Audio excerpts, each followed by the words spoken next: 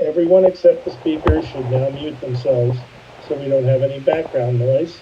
And with that, I'd like to introduce our speaker, Mort B. Hi, everybody. Let me start off by telling you, I don't tell anybody what to do, what to eat, how to work their program. I do the same thing over and over and over again. I tell you about my story and what I do. When I was in business, I had salesmen, and I would take them out on sales call when teach them how to sell or how to try to sell. And invariably, I trained quite a few guys, and invariably they would say to me, Mr. Brody, your pitch is the same all the time. And I would say, yeah, but we go to different customers and they heard it for the first time. Some of you have heard my story, but I'm not going to change it because it's worked for me. Let me start off by saying I've been in program 42 and a half years. I'm maintaining a 200-pound weight loss for about 39 and a half of those years. I live in Southeast Florida, a suburb of Fort Lauderdale. My last name is Brody. My name is in the phone book. If you ever come near me, give me a call. I'll meet you and we'll have some coffee. Anyway, let me start my story off by telling you that I don't remember much of my youth. Oh, by the way, remind me when I got about 3 minutes left, whoever is timing. Because I had a very difficult childhood. My father was an alcoholic, and he was a very abusive man, very abusive. He abused me physically, verbally, my mother physically and verbally, and he sexually abused my sister. From the time I was 7 years old to the time I was 16, I slept in the same bed, in the same bedroom, which was a converted living room. We were pretty poor. We took the living room and made a bedroom out of it with my father. And every night, he would tell me, how worthless I was, and would yell and scream at my mother and say vile, terrible things. My mother worked in a dime store for 99 cents an hour, and he would even go into the dime store and rant and rave. So I had a pretty difficult childhood. I don't remember too much about it. That went on from the time I was 7 years old till the time I was 16. And he was physically hurting my mother, and I stopped him. I was then big enough and strong enough to stop him. And he lived another 4 years, and he never spoke to me again. We lived in the same house, and he never spoke to me again. As a matter of fact, when he died, we didn't have any money, so he died in a welfare cemetery, which was northeast of Detroit. And 2 years later, my mother passed away, and by that time I was making a few bucks, and I buried her southwest. I didn't want her to spend eternity with my father. In fact, I didn't go to his funeral. I have since made those amends. I've been out to his graveyard. I made some perpetual care out there. I've got rid of that resentment. It was not easy to do, but I did it. Of course, during that period of time, from the time I was 7 till the time I was 16, I ate to take care of my pain. I began we were poor, so I began my work career when I was about 10 years old. I started delivering for a butcher, delivering meat. And when I got to be 12, I got a paper route. Some of you know about Motown. My paper corner was about a block away from Motown. And I used to get a kick. I used to see sometimes some of those people come, that sang there in and out of it. Anyway, during that time, when I was about 15 years old, the man who lived next door to us in an apartment building had a couple of stores on Skid Row in Detroit, Michigan Avenue. It was like the Bowery of Skid Row. And he saw me out there in the wintertime, and one Sunday, he came up to me after he closed the store, and he asked me if I would go to work for him. And I said, really? I said, how much you pay? He said $15 a week. And I said, who would I have to kill? Because that's a lot of money, I'm now 83 and a half years old, so you talk about almost 70 years ago. $15 a month a week was a lot of money. The reason I'm telling you this is because my father and this man and another man that I worked for were my male role models. And each one of them cast a spell on me, I guess, whatever it is, that made me, a compulsive eater. I mean, I think that's where it came from. I wasn't born that way. I have pictures when I was 3 or 4 years old. I wasn't heavy. I worked for him until I was about 20 years old. He was an alcoholic. His wife was nuts. He had 2 sons that were as crazy as he was. And he had a lot of alcoholics that worked in the stores. And he was a dishonest man. And I learned a lot of dishonest things. And I knew I was doing wrong. I mean, subconsciously. I don't think I consciously knew. I thought this was the way to live, beat somebody before they beat you. And of course, I ate. I probably weighed, 275, I don't know. I didn't weigh myself. Well, anyway, when I got to be about 20, I've always been a good businessman. I've always known how to make a buck. And I got to the point where I thought he was running his business wrong, and we had a parting in the ways. It was hard to do because he paid me very well, very well. Of course, I worked 7 days a week, 12 hours a day. Even my day off, I used to go out and pedal on the side. It was an Army Navy store. That's what it was. Anyway, then I bummed around for about 5 years. Oh, in the meantime, like I told you, my mother passed away. I had a sister who was 4 years younger, and I took care of her. And I had several jobs that were selling, that were scams. That's what they were. They were phony insurance and debit insurance companies, and I sold pots and pans and encyclopedias and all kinds of stuff. And I was always successful at it, but then, it always came to an end. But I came to believe that I was doing something wrong. I was eating and trying to lose weight and gaining weight and losing weight and steadily getting bigger. And I decided to stop and go back to school. And I wanted to become a physical therapist for kids. I always liked kids. So I had to get a job to support myself and to support my sister. She was 4 years younger than me. So I went back to the guy that I used to work for, his son, on Michigan Avenue, and he introduced me to a contractor. And I went to work for him as a sweeper. Okay? And I learned how to sell garages and modernization and all kinds of construction by going out with the salesmen and listening to their pitches, just keeping quiet. Anyway, I became very successful doing it, and about 2 years later, I went into business for myself. Now, while this was going on, I lost 100 pounds because I met a girl. She was like a hippie. But her mother and father were communists, and she was a socialist or something. So, I fell in love with her, and I lost 100 pounds. And I remember borrowing my boss's red Cadillac convertible to go pick her up for a dance. And when I pulled up in that driveway and her mother and father saw that Cadillac, I could have pulled up in a hearse. I think would have made a better impression. So that didn't last very long, and we broke up. And I was about, I imagine, 275. So I met a girl who I married on the rebound. And we had 2 children right away. It wasn't a good marriage. I stayed married for 19 years because I didn't want to leave my kids. But it was a very unhappy marriage. And during that time, I don't know, about 12 or 13 years passed away, and I was a workaholic. I would work from early in the morning to late at night. I didn't have any family life.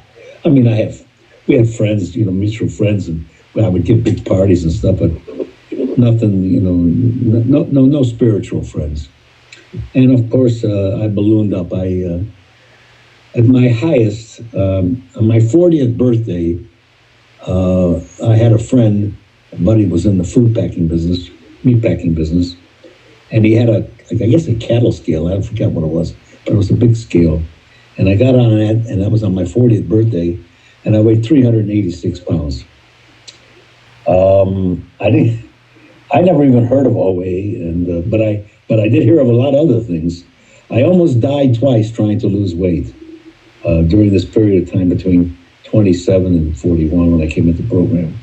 I dieted on distilled water one time for 21 days, and then went out and ate chicken parmesan. Okay, I had to go to the hospital. And one other time I was in a clinic. A friend of mine who sold me the house turned me on to this dishonest doctor, and they put me in the hospital, claiming that I had back trouble. And I stayed in there for 3 weeks, lost a lot of weight. They were injecting me with the urine of pregnant women, and that's how smart I was. I thought it was the injections that were working. I was also on a 600 calorie a day diet. Now, I once figured out how much it would take after I got into program to maintain a weight of 400 pounds. I mean, it's like 12,000 calories a day, or 10,000, at least. So going from that to 600 calories a day, you're going to lose a lot of weight, a lot of water, a lot of weight.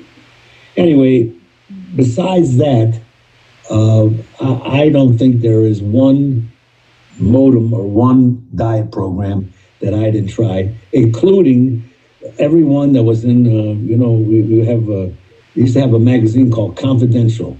It was a tabloid, black and white, plain paper. And every week they had a new diet. And one of them was you got a tub of hot water, and I'm trying to show you how crazy I was. You got a tub of hot water, and you put this talc on you wrap yourself in some gauze like material, like bandages, and then you put this white stuff on, and then you got in the tub of hot water, and you're supposed to stay there for half an hour, and then you're supposed to lose some weight. Now, of course, I didn't lose any weight. I got pretty clean, but I didn't lose any weight.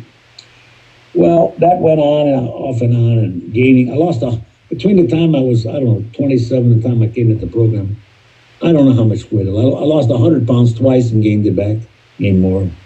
So let's go to my when I was 40, past 40 years old, just 41. I had this guy that owned a meatpacking company. We were friends. We were eating buddies. He owned a meatpacking company, and his wife and I and my wife, I don't know, we were friends and we were social friends, but he was in an unhappy marriage. I guess that's what attracted us to each other, but four crazy people, And she said, if Don doesn't do something, I'm going to divorce him. She belonged to OA, not because she had a weight problem. She went there for serenity. And she told me, she said, I want you to do me a favor and take Don to a meeting. And I said, yeah, sure, because I would do anything, I've had a life of helping people just so they can love me with almost everybody. I got married the second time after I divorced my wife. I told you the mother of my children to somebody in program and took care of her, paid her bills, and just looking for love in all the wrong places. And divorced her after 19 months. The marriage was over after 19 days, but it took 19 months. She was also 20 years younger than me. Another brilliant move. Oh, by the way, let me tell you that my father was 26 years older than my mother. He abandoned a family in Omaha, Nebraska, and came to New York to live in my grandmother's apartment. And my sister, I don't remember this, but my sister tells me that my grandmother had a case from my father because they were the same age. But she, nobody got divorced those years, We're talking about in the 30s. So she, I guess, must have sicked my mother. My mother was a kind, sweet, loving, well-read individual. How she got hooked up with this guy was beyond me, but that's water under the bridge.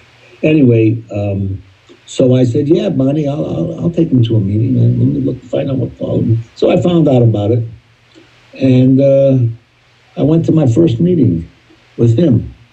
And I walked in, and there was about 80 people there, probably 78 women and 2 men. and scared out of my mind, sat in the back. Didn't really want to be there, to be honest with you. And he looked at me, I looked at him, and anyway, I guess we were too afraid to make a scene to leave, so we sat in the back.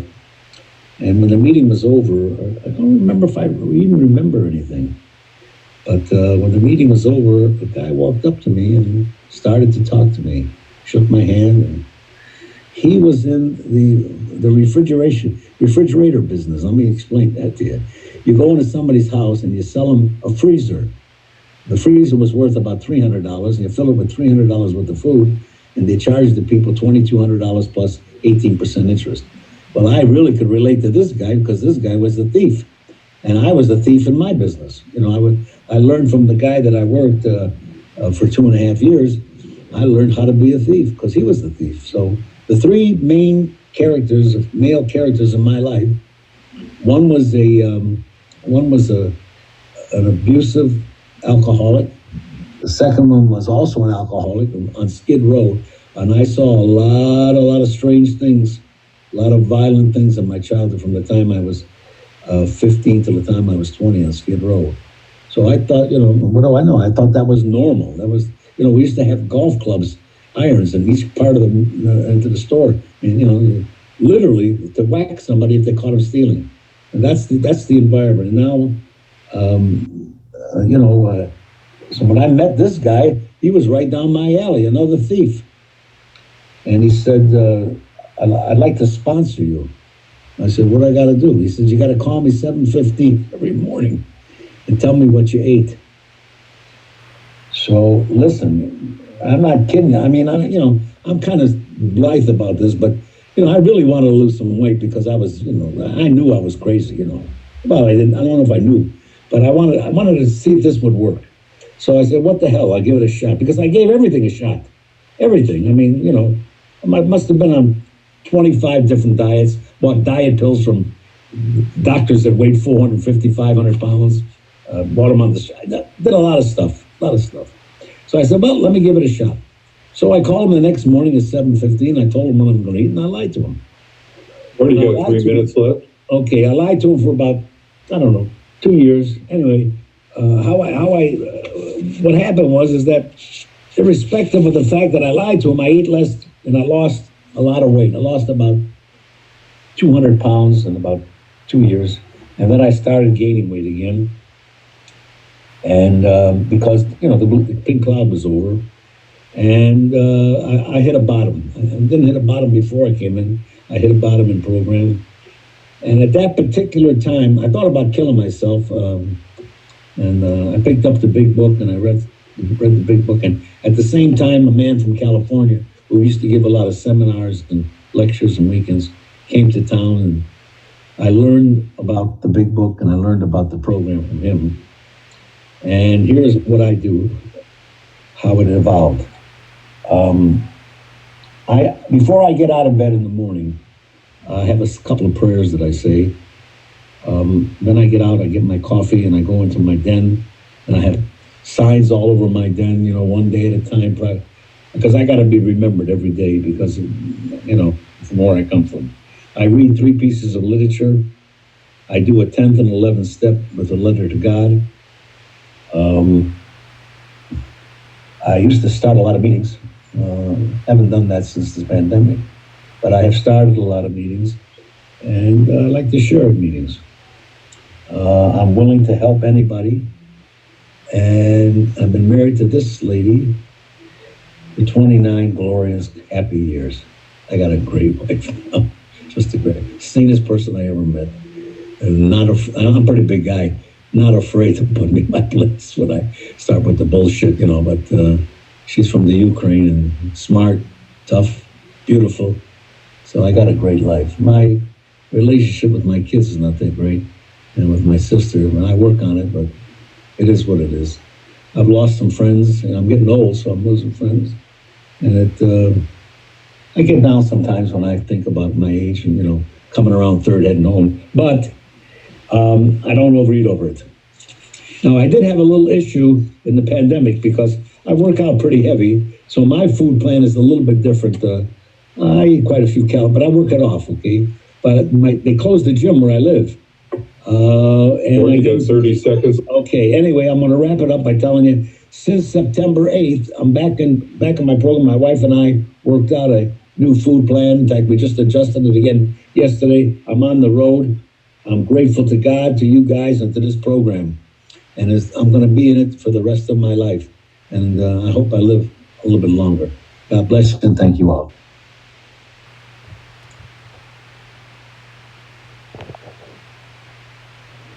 Thank you, Mort. That was